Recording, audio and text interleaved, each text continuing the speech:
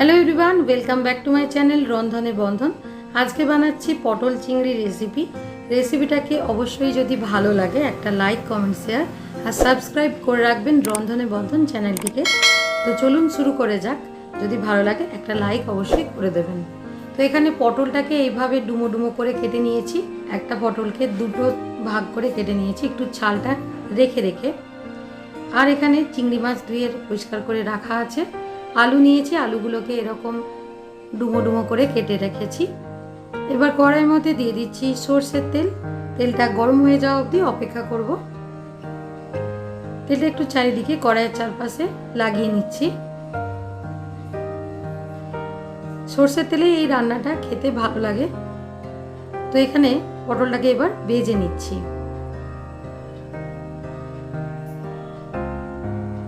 পটলটা এইভাবে ভেজে রান্না করলে পটল চিংড়ির রেসিপি কিন্তু খেতে ভালো লাগে। তাই অবশ্যই পটল আলু এগুলোকে আগে আগে ভেজে নেবেন। তো ভাজার সময় আমি অল্প পরিমাণে হলুদ আর একটু নুন দিয়ে দিচ্ছি।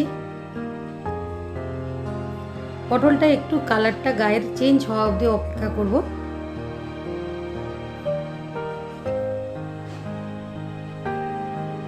দেখুন বন্ধুরা, পটলটা কিন্তু একেবারে পুরো ভাজা ভাজা হয়ে গেছে, গায়ের কালারটা চেঞ্জ হয়ে গেছে। পটলগুলোকে তুলে নিলাম। এবার সেম ওই তেলের মধ্যেই দিয়ে দিচ্ছি আলু। আলুগুলোকেও খুব ভালো করে এবারে ভেজে নেব একটু নাড়াচাড়া করে। নুন হলুদ যেহেতু দেওয়াই ছিল তার জন্য আর কিছু দিলাম না।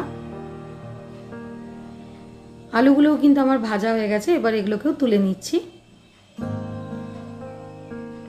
এবার এই সেম তেলের মধ্যে আবার দিয়ে দিচ্ছি আমি চিংড়ি মাছ। চিংড়ি মাছটাকে একদম ধুয়ে পরিষ্কার করে রাখাই ছিল। তো এতে আমি কিছু নুন হলুদ লাগিয়ে রাখিনি। জাস্ট তেলের মধ্যে দিয়ে একটু নাড়াচাড়া করে চিংড়ি মাছটাকে তুলে নেব। চিংড়ি মাছকে খুব বেশি একদমই ভাজবো না। এবার এগুলোকে তুলে নিচ্ছি। আরও একটুখানি তেল দিয়ে দিলাম রান্নাটা করার জন্য বাকি। একটা দিয়ে দিচ্ছি দারচিনি, দুটো ছোট এলাচ,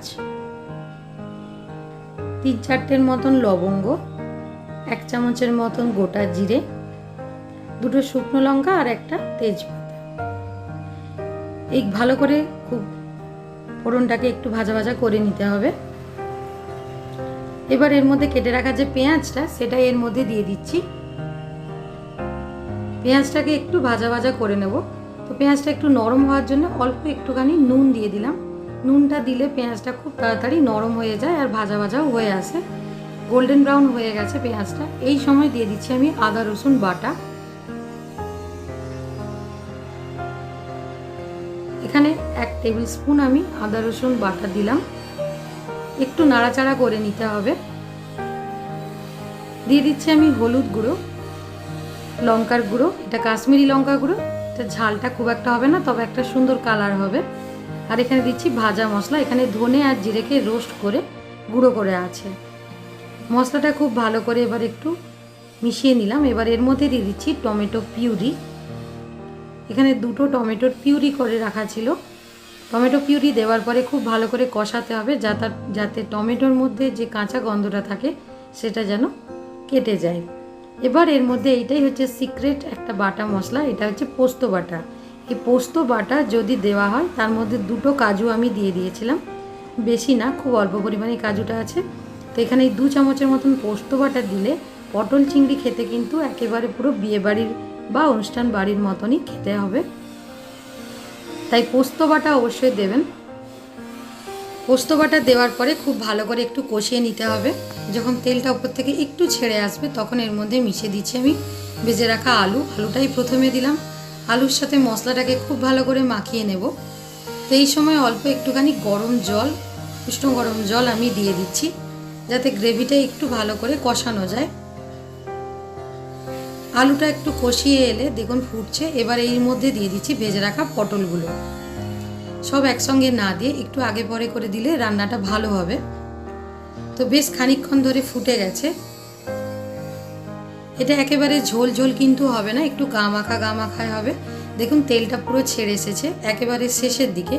এই সময় আমি চিংড়ি মাছটাকে দিয়ে দেব। চিংড়ি মাছটাকে আগে কিন্তু দিইনি, একেবারে লাস্টে দিয়েছি। তো চিংড়ি মাছটা দিয়ে একটু নাড়াচাড়া করব।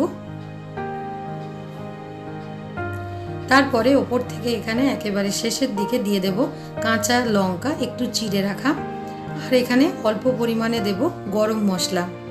তো এই পটল চিংড়ির রেসিপি কিন্তু শুধু ভাতের সঙ্গে নয়, যে গরম মশলাটা দিয়ে দিলাম, এটা রুটি কিংবা পরাঠা কিংবা ফ্রাইড রাইস অথবা মিষ্টি পোলাও, যেটা বাসন্তী পোলাও, তার সাথেও খেতে কিন্তু দুর্দান্ত লাগে। তো আমার এই রান্নাটা কিন্তু একেবারে শেষের পথে। দেখুন কত সুন্দর দেখতে হয়েছে, খেতেও খুবই সুন্দর হয়েছিল। তো আমি এখানে গরম ভাতের সাথে সার্ভ করে দিয়েছি। ভালো লাগলে অবশ্যই একটা লাইক, কমেন্ট, শেয়ার। ধন্যবাদ।